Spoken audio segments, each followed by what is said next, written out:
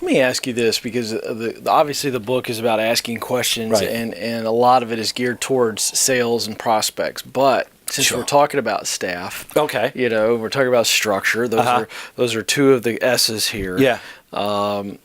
The types of questions that leaders need to be asking. They're listening and watching right now, and they may sense, hey, my culture might not be where it really should be. Right. I may not be developing leaders as well as I should. Yeah. But instead of walking in there, and just like a bull in a china shop, some good questions. Which is what they often do. Oh, sure.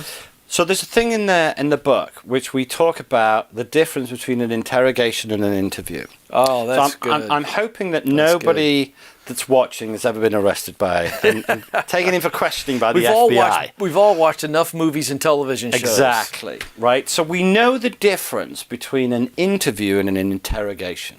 But when you talk to the nice chaps at the FBI, who, let's be honest, right, are pretty good at trying to get to the truth. They're good at questioning people. That's kind of that's their thing, right?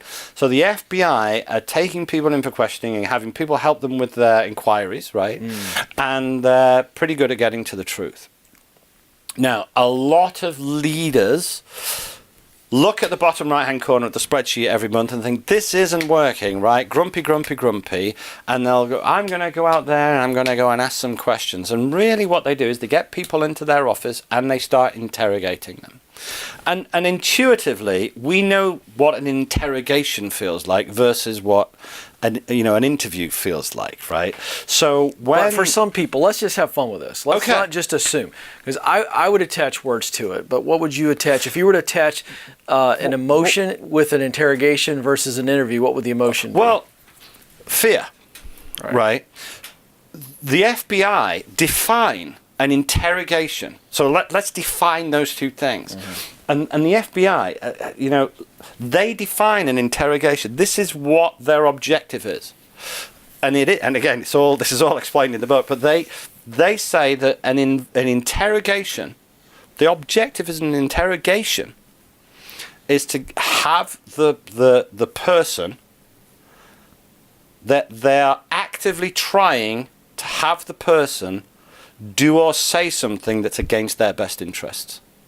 So I'm actively trying to get you, if I'm interrogating you, to say or do something that's against your best interest. My objective is to get you to, purge yourself. Yeah, incriminate yourself. Incriminate yourself. Yeah. That's my objective.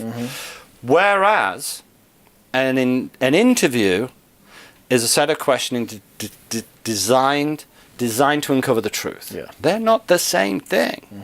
So a lot of leaders go out into their business and think, Frank's messed up, and they'll go and barrage Frank and get the guy to say something to incriminate himself. Why did you do this? Why did you do that? It's very D style, but ultra D, ultra aggressive, and not at all helpful. So what the FBI do, because at the end of the day, it's about either of those two things is trying to get to the truth. And that's all we as leaders are trying to do to get to the truth. But here's the magic. Most people will go to their boss, or when a boss says, hey, listen, tell me the story about this. What they will actually tell the boss is about 97% of the truth, right? They'll tell the boss most of the truth.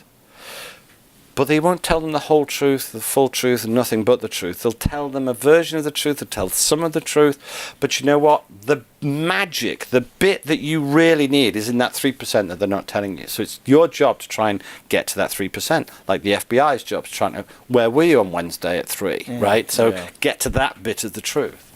So in the book, we talk a lot about, and again, they do strategic and tactical questioning. They ask a question, and then they'll ask that question in 3 different pairs of trousers, and see that that those answers all lie up. They'll come back to the same point again and again and again.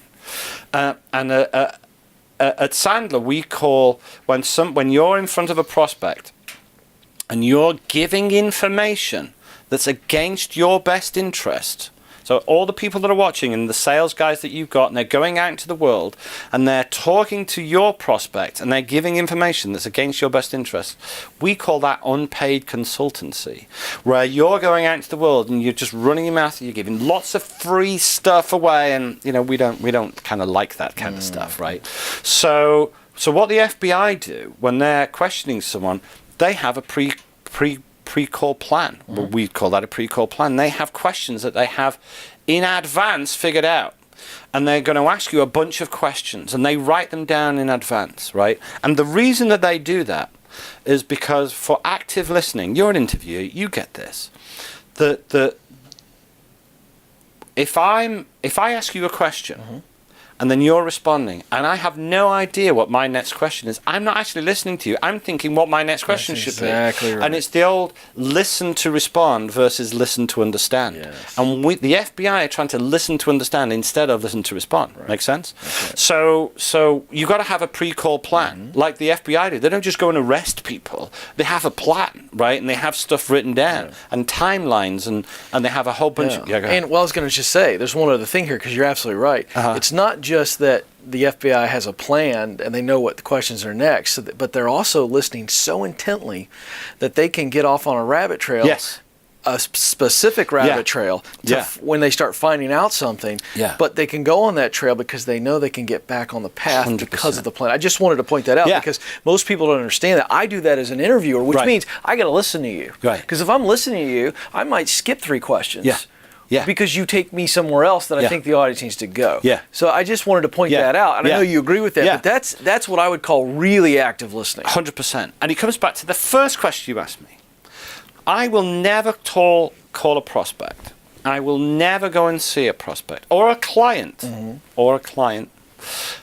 without a bunch of questions written down in advance. Never, ever, ever.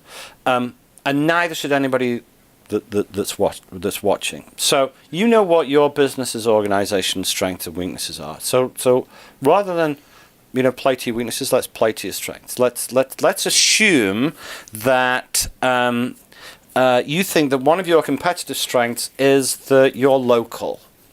You're closer. You're an independent. You're local, and versus the multinational mega chain, and you think. Small, local, personalized service is a competitive strength versus the huge mega brand that you're also competing with. So if you go along to people and say, "Hey, we're small and we're local, and we'll give great service," that's all your data.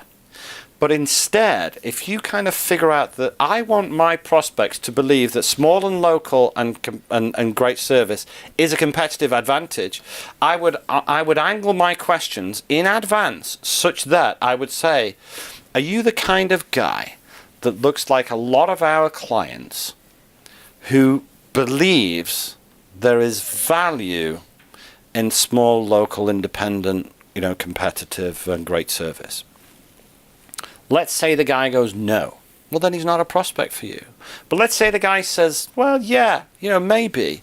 And then you're going to go, well, what are the things that you like about small and local? And they go, well, small and local is good because of da-da-da-da-da-da-da. Well, now we've got some stuff that we can work on. We can play on these things. And these are now pain indicators. Because we say, well, have you ever done any business with those large mega brands?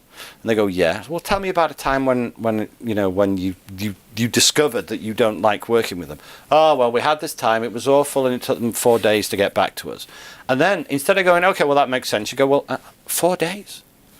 And how did that make you feel? Oh, terrible. We had customers that were screaming and shouting. Customers screaming and shouting? Well, that can't be good for your reputation, right? And it goes, no, it's terrible for our reputation. And then you go, well, when you told them that they were letting you down and they should give you better service, well, what did they say? Well, they said we're in a queue and they'll get back to us when we can.